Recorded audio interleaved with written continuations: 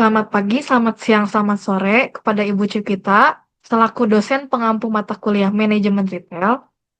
Saya Olivia Francisca dari kelas MN23P. Hari ini kita akan membahas kunci sukses yang tidak bisa diabaikan dalam dunia bisnis saat ini, yaitu pemasaran dalam retail. Di tengah gempuran teknologi dan e-commerce, gimana sih retail modern itu bisa bertahan, bahkan bertumbuh sangat cepat?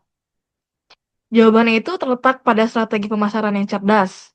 Ini itu bukan hanya tentang menjual, tapi menciptakan pengalaman.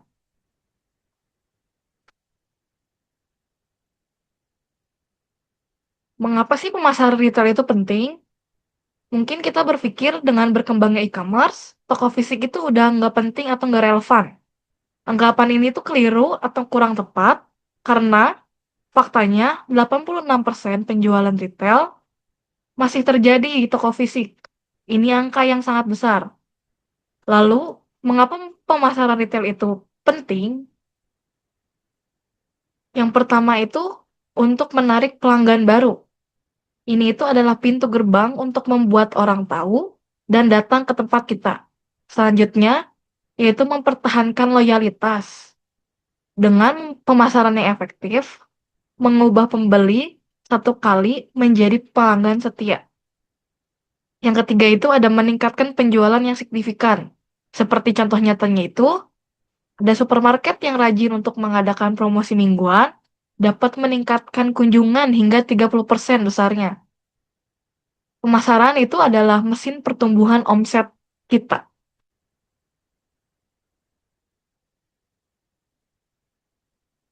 Selanjutnya, sebelum melangkah lebih jauh, kita perlu membedakan dua konsep krusial atau penting dari si pemasaran retail ini, yaitu pemasaran retail dan pemasaran merek atau brand marketing.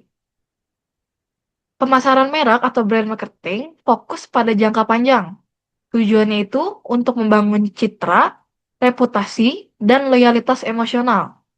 Ini dilakukan melalui emotional storytelling dan janji merek. Selanjutnya ada pemasaran retail atau retail marketing yang berfokus pada jangka pendek dan instan. Tujuannya itu untuk mendorong traffic dan penjualan langsung atau immediate sales focus. Tekniknya itu meliputi promosi di dalam toko atau in-store promotion, diskon, dan penataan display. Keduanya seperti dua sisi koin. Pemasaran merek membangun fondasi kepercayaan, sementara pemasaran retail memastikan uang masuk ke kasir hari ini.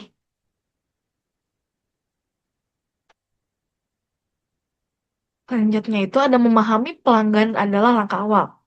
Fondasi dari setiap strategi pemasaran yang sukses adalah pemahaman yang mendalam tentang pelanggan. Kita harus mengidentifikasi target pasar secara detail, termasuk demografi dan psikografi, yaitu siapa mereka, apa sih gaya hidup, dan nilai-nilai mereka. Selanjutnya ada kebutuhan dan preferensi.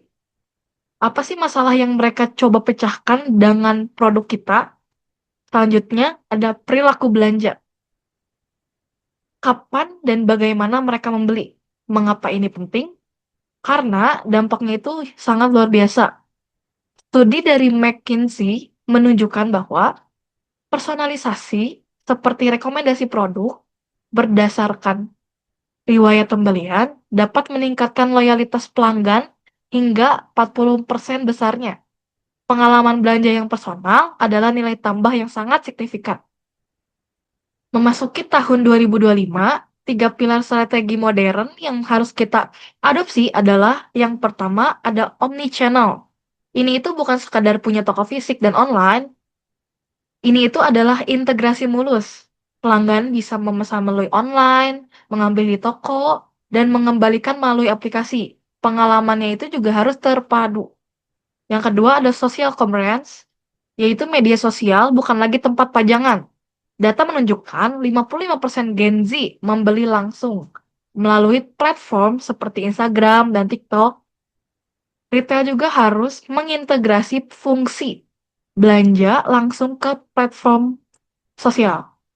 Yang ketiga itu ada personalisasi data. Dengan kita harus memanfaatkan big data dengan tawaran, promosi, bahkan tata letak toko harus disesuaikan berdasarkan analisis data pelanggan untuk memastikan relevansi yang maksimal. Selanjutnya, untuk mengimplementasikan strategi-strategi tersebut, kita itu kembali ke rangka dasar pemasaran yang telah teruji, yaitu ada empat P. Yang pertama, P pertama yaitu produk atau produk. Ini itu tentang memilih, menata, dan mengkurasi produk yang benar-benar dibutuhkan pasar. Yaitu pilihlah produk adalah cerminan identitas retail kita. Yang kedua ada price atau harga, bukan hanya tentang murah, ini itu tentang strategi harga yang dinamis, penetapan harga psikologis, dan nilai yang disarankan pelanggan. Yang ketiga ada place atau tempat, ini itu mencakup lokasi fisik yang strategis dan platform online yang terintegritas. Aksesibilitas itu adalah kunci dari si place dan atau tempat ini. Yang keempat ada promotion atau promosi. Ini adalah upaya untuk membangun engagement melalui iklan, diskon, giveaway, dan program loyalitas yang berkelanjutan.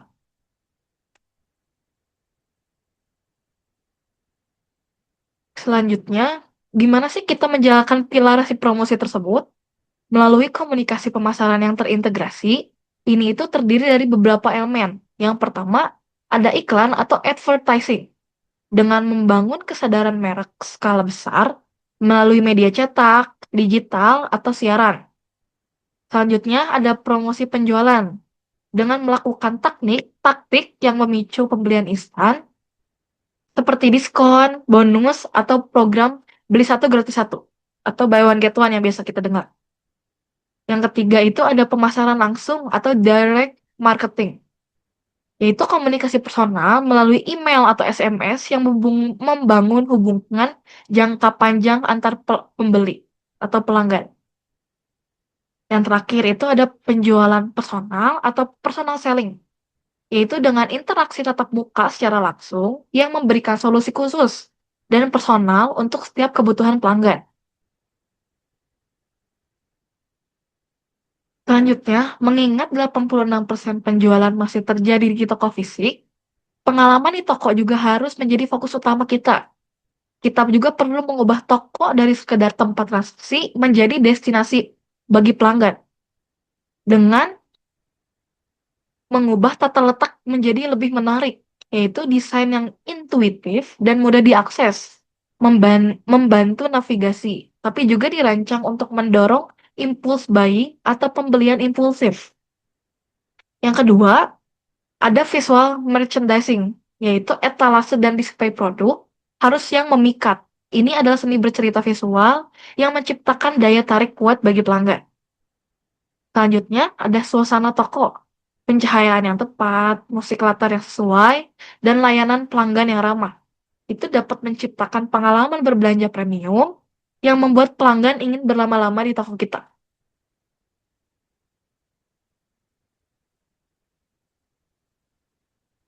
Selanjutnya, dengan perluasan toko fisik, itu adalah ruang digital, yaitu ada tiga strategi kunci.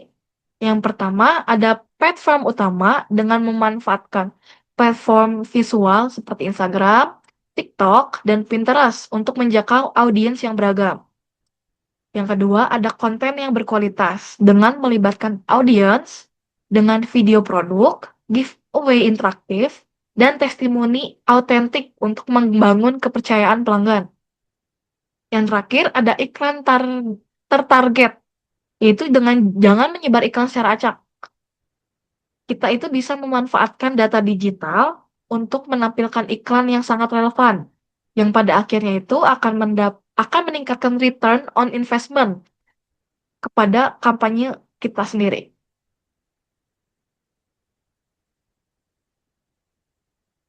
Setelah kita sudah menarik pelanggan, langkah berikutnya itu adalah mempertahankan mereka. Gimana sih cara mempertahankan mereka itu? Yang pertama, ada sistem poin dan hadiah. Program poin menciptakan intensif yang jelas bagi pelanggan untuk kembali dan berbelanja berulang kali di toko kita. Yang kedua, ada penawaran khusus dengan diskon ulang tahun atau akses eksklusif ni- untuk member itu meningkat retensif secara signifikan karena pelanggan itu merasa dihargai. Yang kedua, dengan inovasi teknologi. Dengan mengganti kartu fisik, dengan nomor ponsel atau aplikasi, membuat tracking pembelian dan personalisasi menjadi lebih mudah dilakukan secara real time.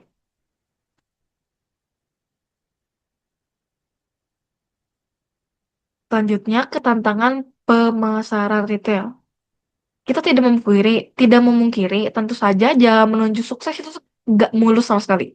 Ada tiga tantangan utama yang harus dihadapi pemasar retail. Yang pertama, persaingan pasar yang sengit. Kita itu tidak hanya bersaing dengan toko sebelah, tetapi juga platform e-commerce global. Diferensiasi produk itu dan layanan yang kuat adalah keharusan. Kedua, ada ekspektasi konsumen yang berubah. Pelanggan modern menuntut lebih. Mereka ingin pengalaman yang personal, mulus, dan relevan di setiap touch point-nya. Yang ketiga, ada integrasi teknologi dan data. Dengan mengelola big data dan mengintegrasikan teknologi baru seperti AI dan VR, memerlukan investasi dan keahlian yang besar. Selanjutnya itu, untuk melihat bagaimana semua strategi ini tuh bekerja dalam praktiknya, ada contoh kasus dari IKEA. IKEA itu adalah master dalam menciptakan pengalaman belanja fisik yang unik, yaitu dengan alur belanja yang terpandu. Tata letak atau labirin yang ikonik itu dirancang untuk memandu kita melewati setiap produk-produknya dengan mendorong penemuan dan pembelian yang tidak direncanakan.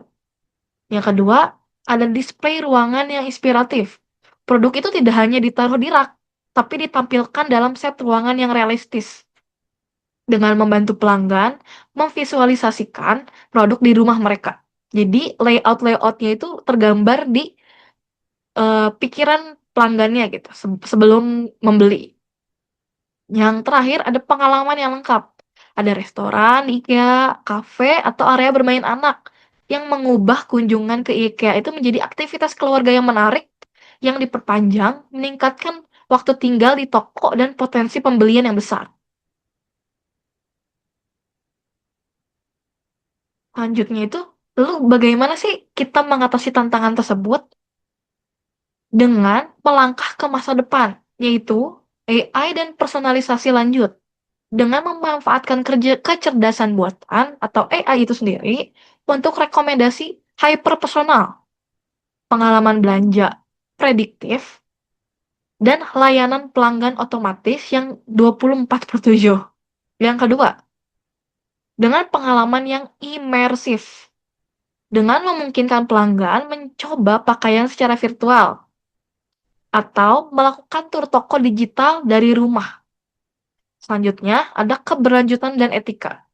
Konsumen itu semakin sadar sosial. Retail itu harus fokus pada praktik bisnis yang transparan, produk ramah lingkungan, dan rantai pasokan yang etis. Sebagai penutup dari sesi kali ini, mari kita rekap kunci sukses yang telah kita bahas tadi. Ini itu adalah cetak biru untuk pertumbuhan retail modern.